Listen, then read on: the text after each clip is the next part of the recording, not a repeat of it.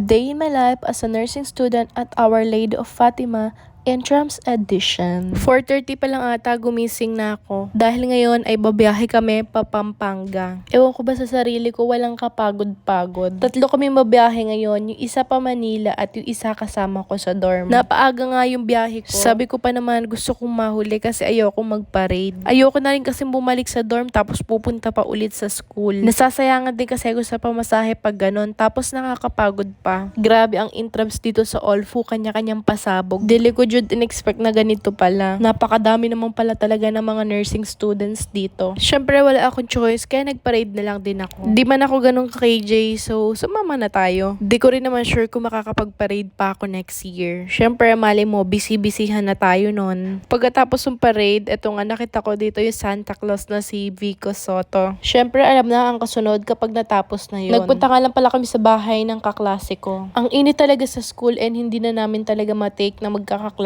Syempre, for the saya-saya lang kami dyan. Ayan, nagising lang din ako kasi natulog ako. Ang sakit na din kasi ng ulo ko sa sobrang init kanina. Pagkatapos ng mga bandang hapon-hapon na, lumabas na din kami. For the walking lang, ganon. Eto na ba ang bagong style ng paglakad ngayon? Deleged nyo naman sinabi sa AGCO na ganito na pala ang walking style. Syempre, back to me na naman kasi akong bida dito, diba? O ayan, sinama ko na lang din yung dalawang kaklase ko. May choice ba sila? Syempre, wala. Grabe, ang ganda dito, promise. Ang ganda ng park nila. May swimming pool pa yan na sobrang ganda din. O, diba? Halatang mamahalin yung lugar. Pa-swimming po. Pinaka nagtagal lang kami nung naglaro sila dito sa may basketball court. Pinanood ko na nga lang din sila kasi medyo pagod na ako at that time. Ang ganda lang ng sunset, no? Ayan, for the play siya, o diba? Nag-iisang babae sa lang lalaki na to. Ayan, at medyo ginabi na nga kami, pero okay lang. Yun lang, bye!